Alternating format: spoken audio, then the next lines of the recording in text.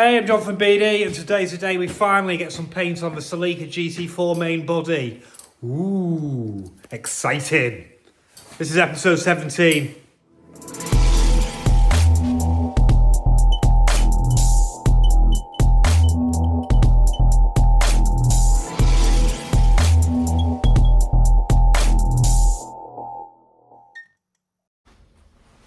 Okay, so here we go. Car's ready to be masked up and ready to be shot with its final coat of primer.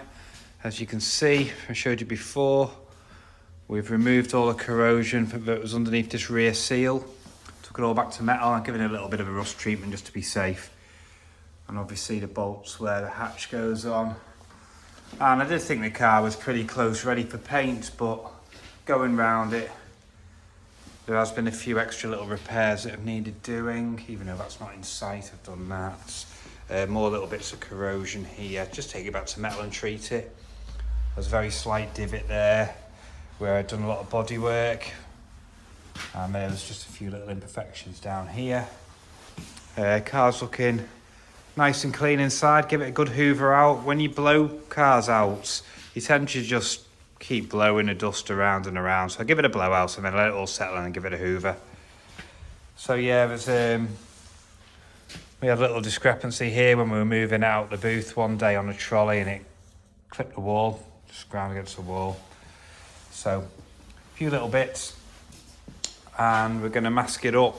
We're probably, like we said before, we're going to mask round to this area. So this bit's already been shot with paint, but we'll give it another go over.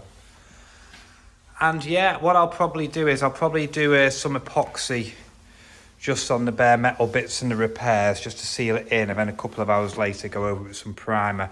I'll probably do a couple of heavier coats just on the repairs, and then I'll thin it down and then go over the main body, and it will all be hand blocked, but it won't be quite so aggressive then because it's in pretty good shape.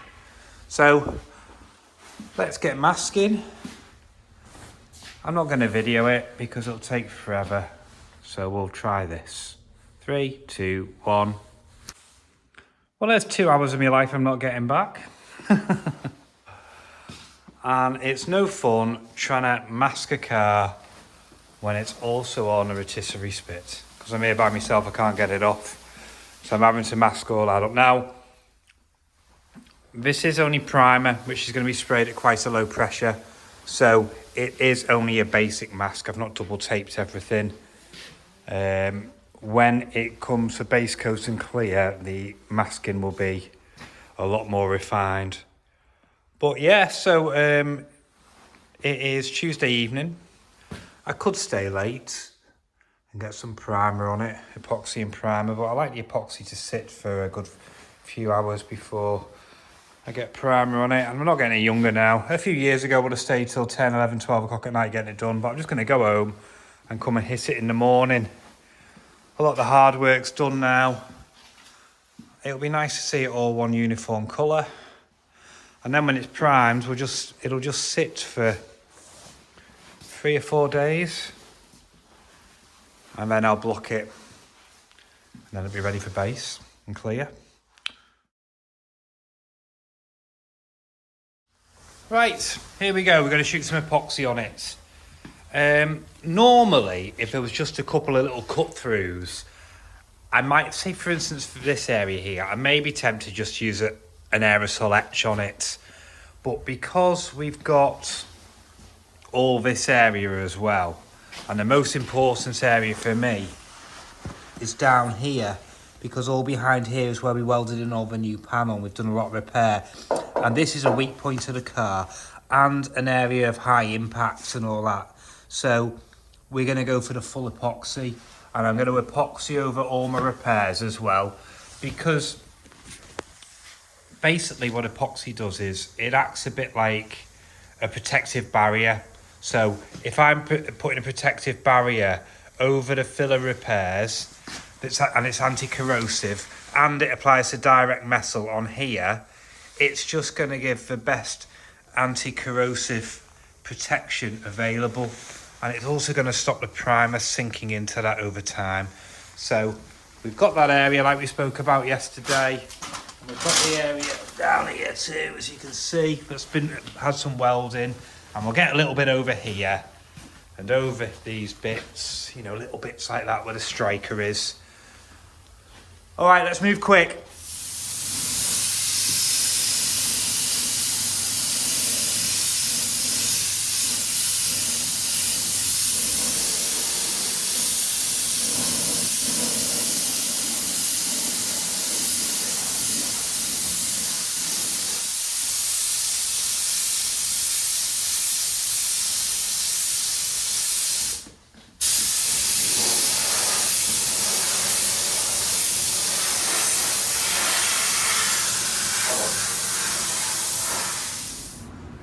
Okay, there we go. The epoxy's on.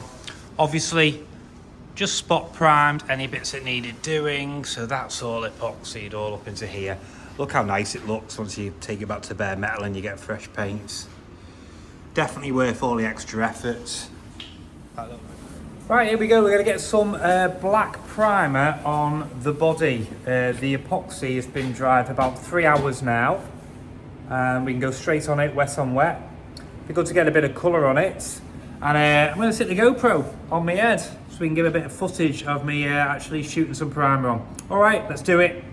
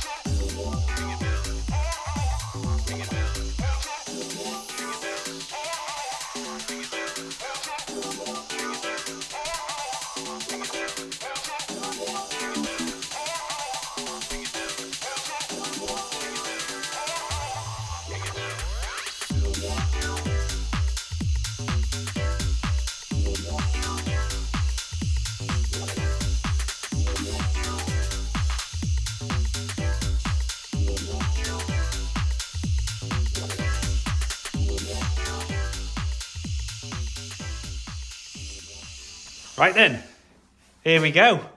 All one uniform colour. So that's primed now, ready for blocking.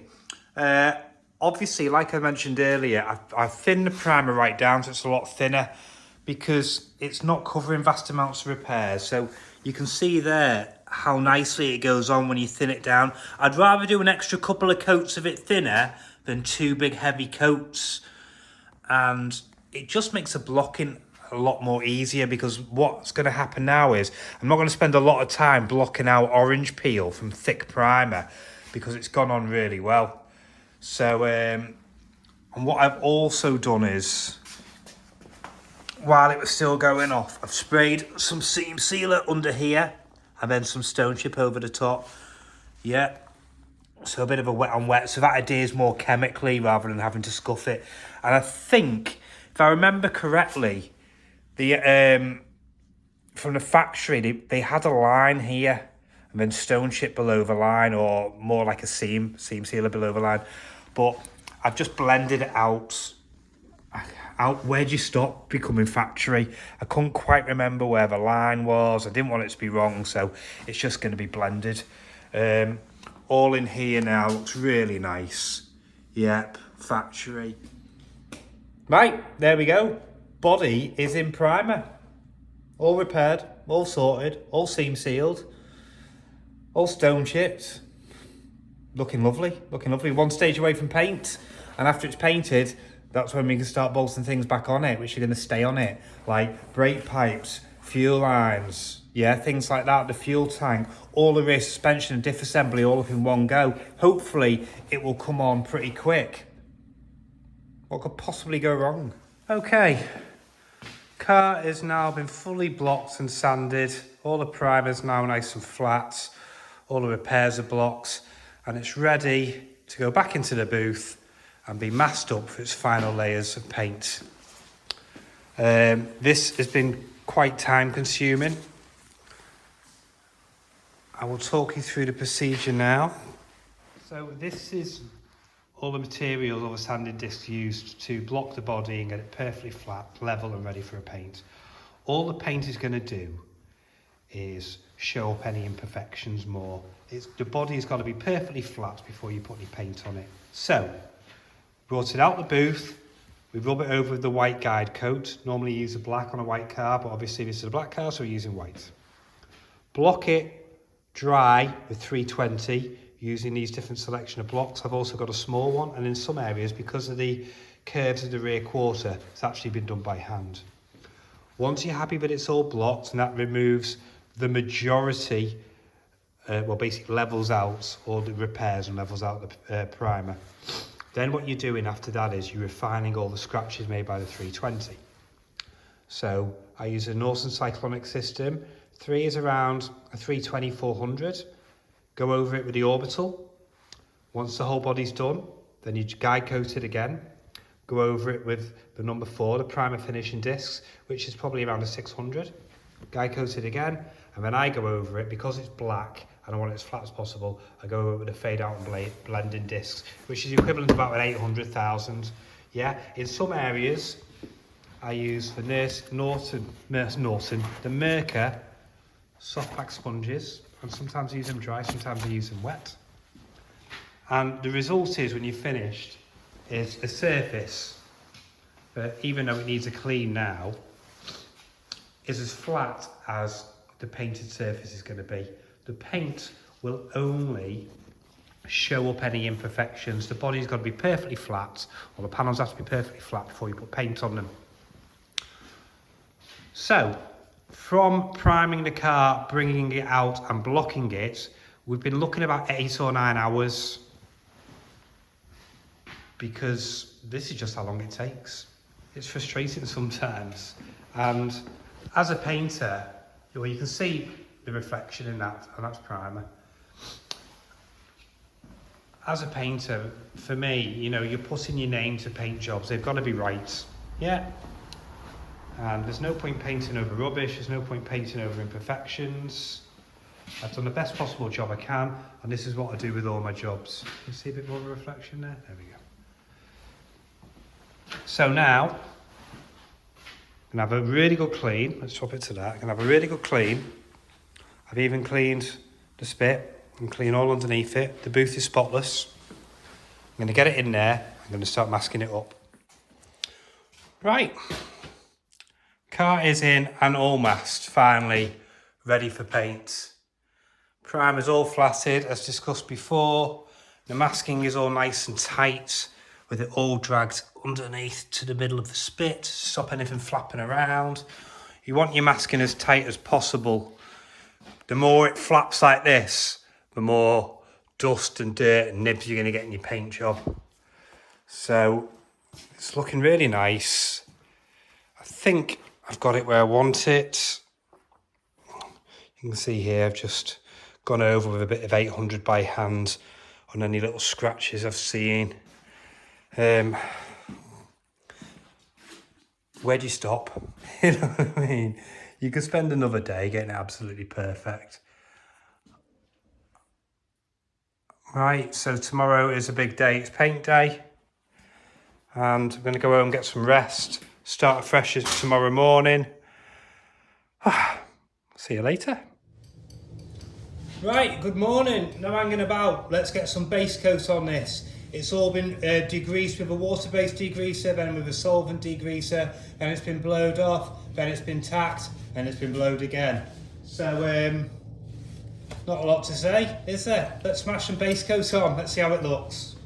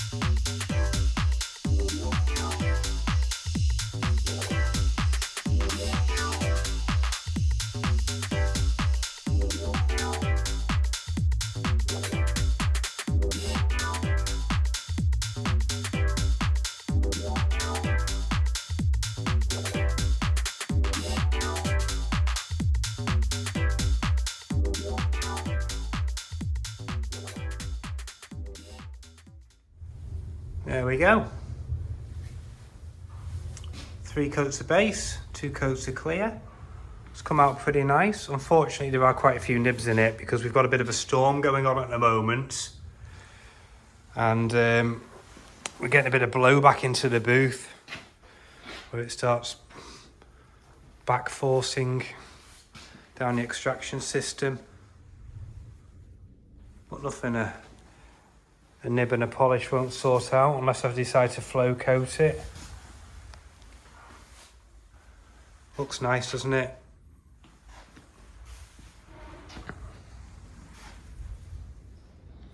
Right guys, there we go, there's the main body finished and its fresh coat of paint. All stripped, sandblasted, welded, sealed up, protected and painted. The underneath, the underbody, the engine bay and the main body. It's looking lovely. So we're just going to set that aside for a month or so. I'm going to start getting some bits and bobs together and then we can go from there. Right guys, take it easy. See you later. Bye.